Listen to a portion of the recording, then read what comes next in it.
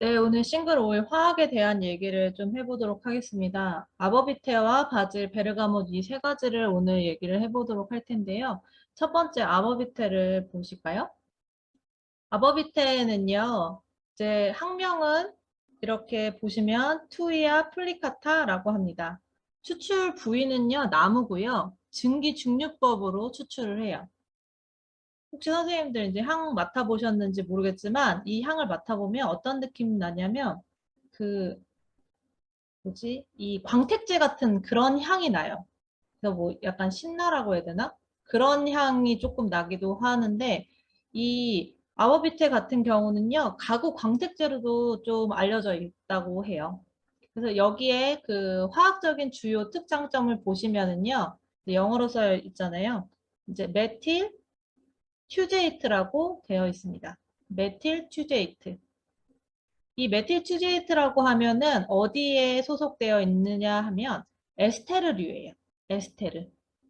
저 아로마 화학 휠 지난번에 드렸던 거 보시면요. 모노테르펜 안에 에스테르류 안에 메틸 튜제이트라고 되어 있고 그 밑에 아보비테라고 적혀 있어요.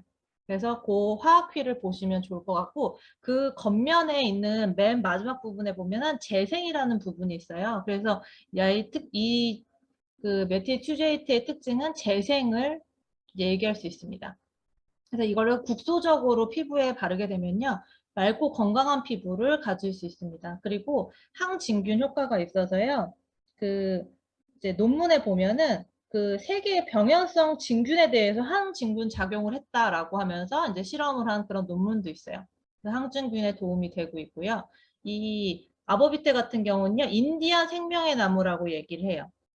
그래서 베어지고도 100년 이상 건강한 상태를 유지할 수 있을 정도로 그렇게 알려져 있어요.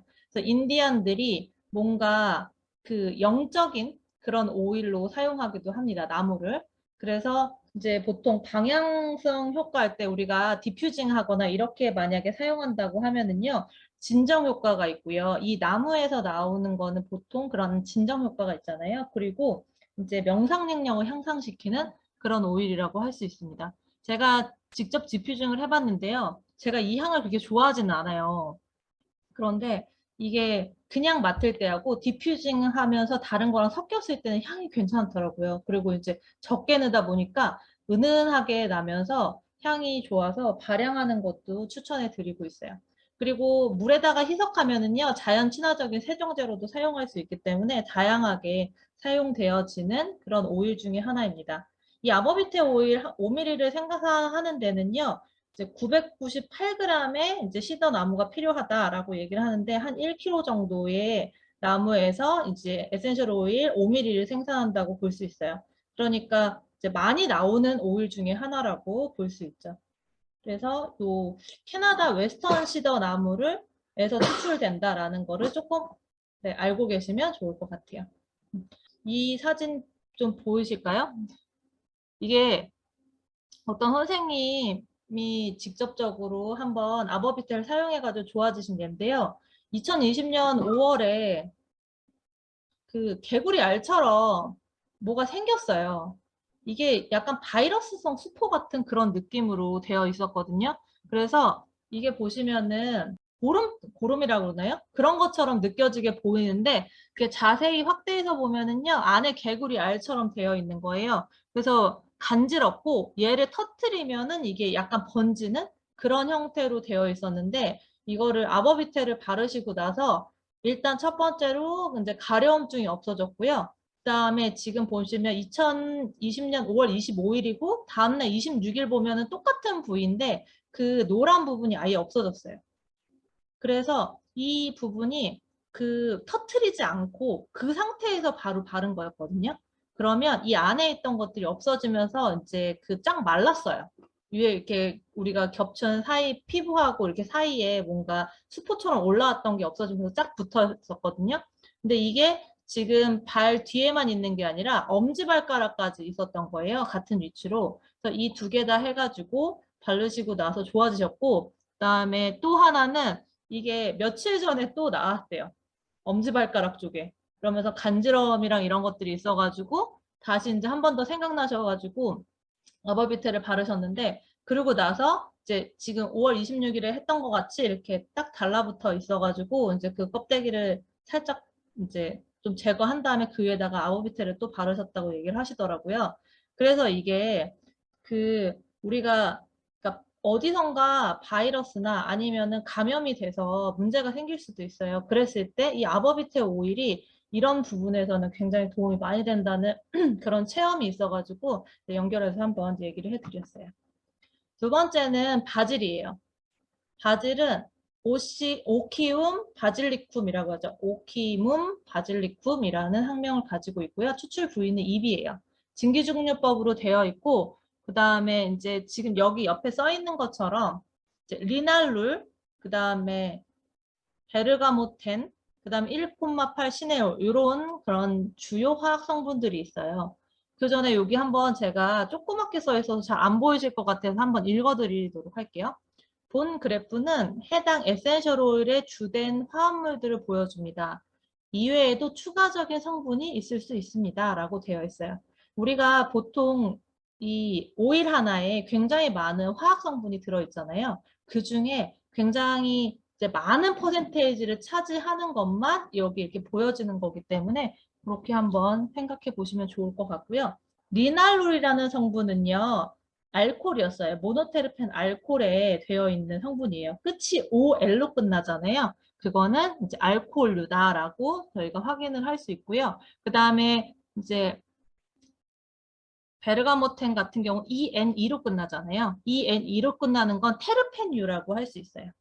그래서 이게 우리가 정확하게 어떤 건지는 모르겠지만 적어도 모노테르펜인지 테스테르펜인지 우리가 확실하게 이제 나중에 확인해 봐야 되겠지만 테르펜유에 속한다는 거는 끝에 EN2로 끝난다는 거를 한번 알아두시면 좋을 것 같아요.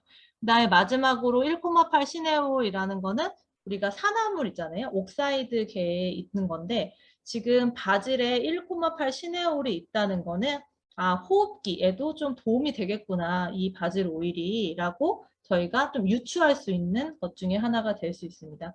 여기 보시면요, 두 번째하고 세 번째에 이제 그 별 표시가 있어요. 지금 이제 잘 안 보이실 수 있지만 그 밑에 보면 계절이나 지역, 연도 및 기타 변수에 따라 다릅니다라고 했어요. 지난번에 저희 케모타입 공부하면서 얘기했을 때 우리가 수학식이라던가 아니면 지역이라던가 이런 거에 따라서 조금씩 그 화학 조성물이 좀 달라진다고 얘기를 했잖아요. 그래서 메인으로 주요한 그 화학 성분 같은 경우는 가지고 있지만 그 외적인 거는 조금씩 변수가 있을 수 있다는 것도 우리가 알아두시면 좋을 것 같아요. 지금 이 방어 같은 경우 항산화를 지원하고 정화 이런 특징들을 바질이 가지고 있고요. 선생님들이 이제 실제적으로 바질을 많이 써보실 때 수험생의 집중력 관련돼 가지고 디퓨징 할 때 보통 바질, 페퍼민트, 로즈마리 이런 류의 오일들을 사용하고 제가 이제 많이 얘기도 했거든요. 그래서 바질 같은 경우는 이 정신적인 피로도에 많이 사용이 되고 있습니다. 그리고 이 흥미로운 사실 밑에 있는 거 보시면은요, 약간 로맨틱한 느낌이 있어요. 저는 이거 읽으니까 그런 생각이 들더라고요. 이탈리아 문화권에서 사랑의 상징으로 바질이 사용이 되었대요.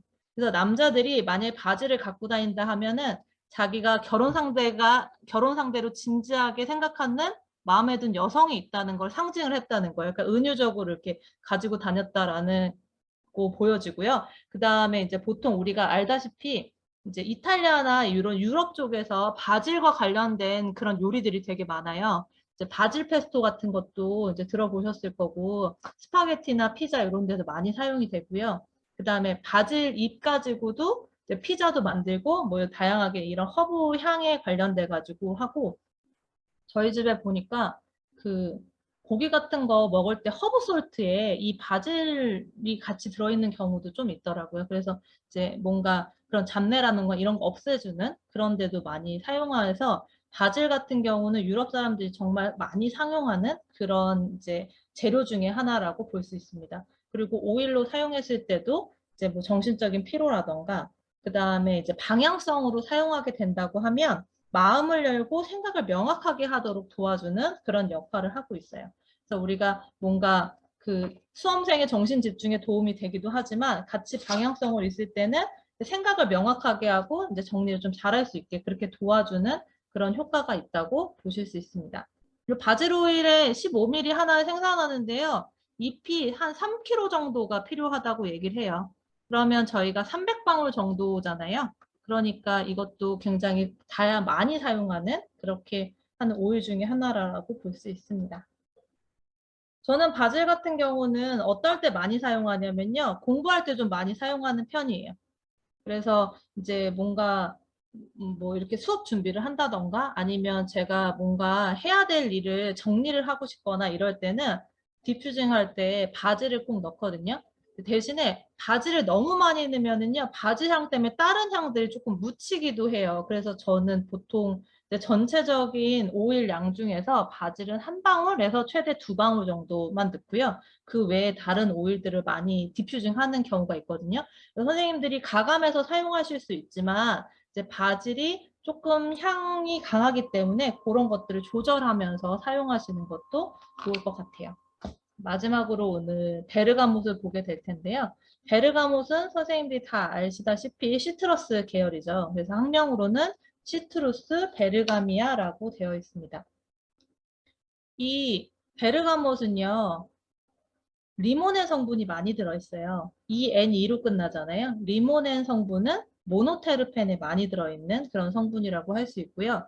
그 다음에 여기가 노란색이라서 잘 안 보이실 텐데 리날릴 아세테이트라는 에스테르류도 많이 포함이 되어 있어요.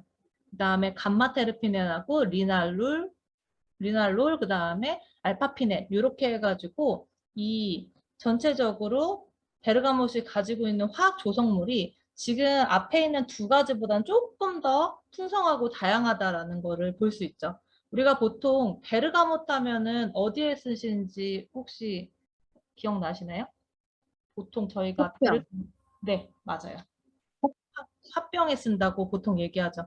이게 뭔가 여기 맺혀 있는 것들을 풀어준다라는 얘기를 할 때 베르가못을 많이 사용하는데 그런 것들은 이런 화학적 조성물들이 많이 있으면서 그 내가 하지 못했던 말들을 조금 하거나 아니면 여기 응어리져 있는 것들을 또 풀어주는데도 도움이 될 수 있습니다. 그래서 이 베르가못 같은 경우는요, 방향성 효과로 했을 때 스트레스 및 긴장 완화에 도움이 된다고 하고 있고요. 기분 전환에 효과가 돼요. 이 베르가몬의 특징을 좀 보시면은요. 그 업 리프팅이라고 하는 건 활력을 주고 기분 업 시켜주는 그런 역할을 하면서도 리날리 아세테이트가 있어서 진정 효과도 있어요. 약간 안정시키는 효과도 있거든요. 그래서 이 두 가지를 같이 공존하는 게 굉장히 재밌는 그런 싱글 오일 중에 하나라고 볼 수 있습니다. 보통 계속 기분만 올려주거나 아니면 계속 안정시키거나 이렇게 되는데 이런 것들이 좀 균형적으로 사용되어 있다라는 것을 우리가 화학적 조성물로도 볼 수 있습니다. 베르가못 같은 경우는요, 그리스에서 이제 디저트나 커피와 함께 즐겨 먹었다고 해요. 열매 자체는 써가지고 그 단독으로 먹기는 조금 어려웠다고 얘기를 하고 있습니다. 그리고 이 향기 자체가 좀 전에 말한 것처럼 기분을 띄우고 차분하게 만드니까 아무래도 많이 사용되어진 오일류 중에 하나라고 볼 수 있고요. 그다음에 피부를 청결하게 유지해주면서 고민을 해결하는 도움을 주지만 이제 우리가 알고 있는 냉압착법으로 했을 때는 베르가못이 문제가 뭐였죠? 감광성이 굉장히 강한 오일이었어요. 그래서 이제 피부가 조금 약하거나 그러신 분들 같은 경우는 이거를 바르고 햇빛에 나가면은 얼굴에 수포가 날 정도로 굉장히 강해요. 그래서 72시간 정도 직사광선이나 자외선을 바르지 말라고 할 정도로, 아니, 자외선을 피하라고 할 정도로 굉장히 감광성이 센 오일 중에 하나이기 때문에 이 피부를 청결하거나 이런 것들을 사용한다고 했을 때는 이제 저녁 시간에 그런 직사광선을 피한 시간대에 이제 화장품이나 이런데 소량으로 사용해가지고 이제 피부에 좀 도포를 하시거나 이렇게 하면 아마 조금 이제 맑은 피부를 유지하고 그런 이제 잡티라던가 이런 고민 해결할 때 도움이 된다고 볼 수 있습니다. 그래서 이 베르가못 같은 경우는 제가 써봤는데 이 뭐라고 해야 되지? 좀 고급스러워요. 감귤 계열의 오일 중에서 향이 조금 우아하고 고급스럽다라고 느껴져요. 그리고 이제 수업 중에 얘기를 하면서 좀 우스갯소리로 감귤 계열 중에 얘가 제일 비싸요. 그리고 오일들 보통 오렌지, 레몬 같은 거 같은 냉압착법이라고 했을 때도 얘가 제일 비싼 군에 속하는 그 감귤류의 오일이거든요. 이런 오일 향은 또 아무래도 스트레스나 이런 것들을 조금 완화시켜주기 때문에 불안이나 우울증에도 조금 도움이 될 수 있어요. 그러니까 계속 발향하시면서 내가 뭔가 내 속에 있는 것들을 풀어내는데 그럴 때 사용하시면 좋을 것 같아요. 저도 여기 그 명치 있는 데라구나 이렇게 손으로 만져보면 되게 뭉치고 아프고 이러는 분들이 보통 화병 있다라는 얘기 하시거든요. 저 예전에 그거 있었어요.